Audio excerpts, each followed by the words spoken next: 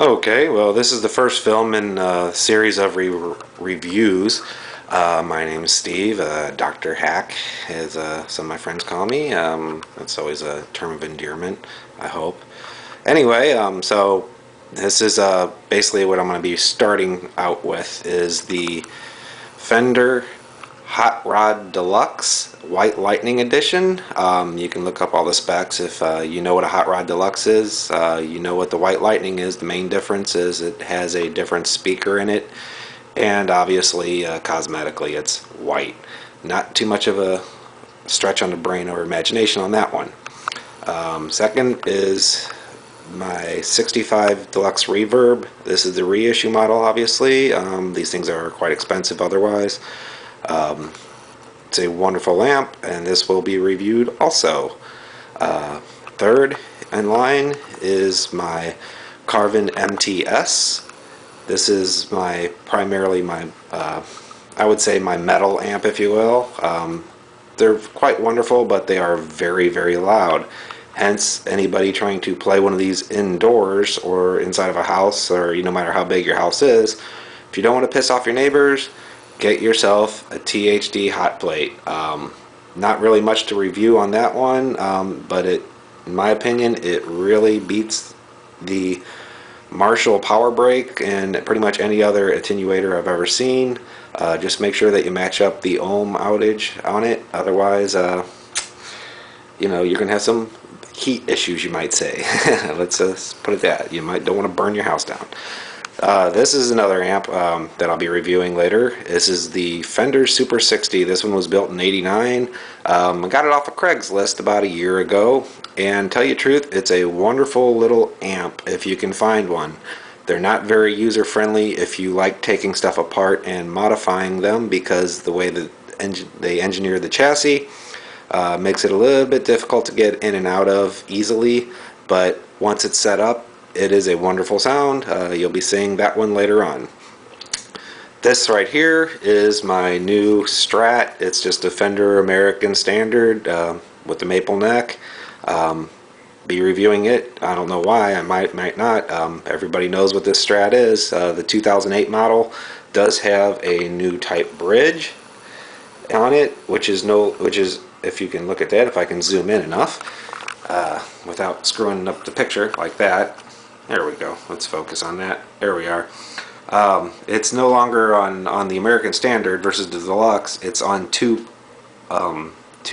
on a 2 pivot instead of a 6 pivot screws. So it's a little different, but it does work extremely nice. And so far, I've been playing this thing and for months straight as my #1 guitar now, and it's been very, very solid, straightforward, doesn't go out of tune, and has very good color, pitch, intonation.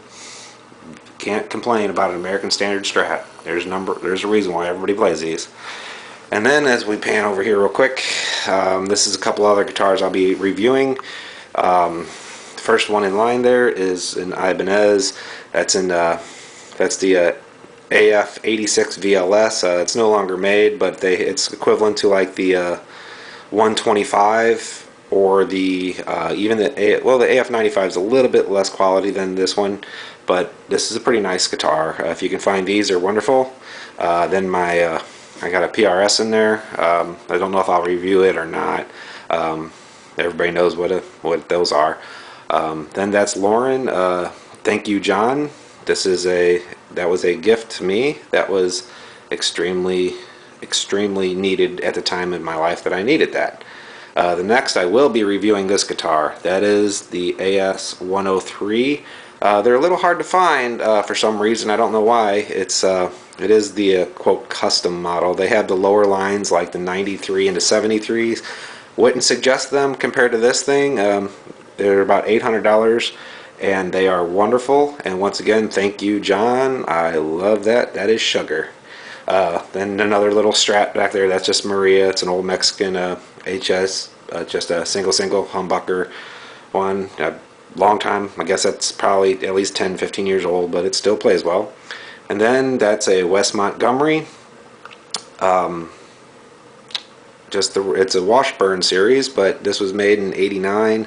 This is before they went to flop them out of the factory as fast as they possibly could. So people actually got their fingerprints onto this one when they made it, and it is quite a nice jazz box, tell you the truth. I would put it up there with most of the jazz boxes I've played that are $2,000-$3,000, and they're very, very underrated. Not that I'm trying to review anything right now, but if you can find an older one of the Washburn J6S series, I would definitely say highly consider it. Don't let the Washburn company fool you.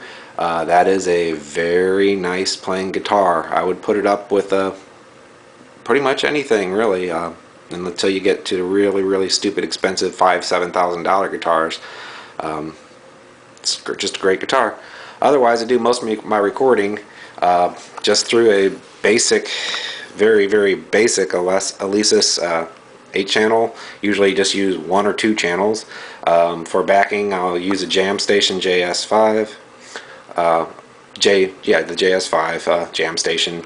It's just a loop with it's got some nice sounds to it, and I just push that right through my regular home stereo.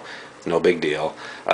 Once every occasionally I will use the M Audio, but if you notice by the rest of my equipment that I use, I like regular, real sounding tube things and analog. I don't like digital, so you won't catch me using it very much. A lot of the sound recording I'll be using is on the H4 Zoom. It's a very good little toy to play with. Very straightforward. I don't have enough time in my life to sit there and learn 1,001 things, so I just want to hit something that I can hit the button, record, and throw it on the computer and play it and burn it to a CD, and this thing does wonderful for that. Other than that, it's I hope everything on these videos will help somebody, but this is just the introductory. That's all I really have on this one, so I appreciate it. Oh, this is just ground control for my own playing, just going from the Vox, which I'll use every now and then, just a regular Vox wah. It's not even a Clyde McCoy. Best tuner in the world is the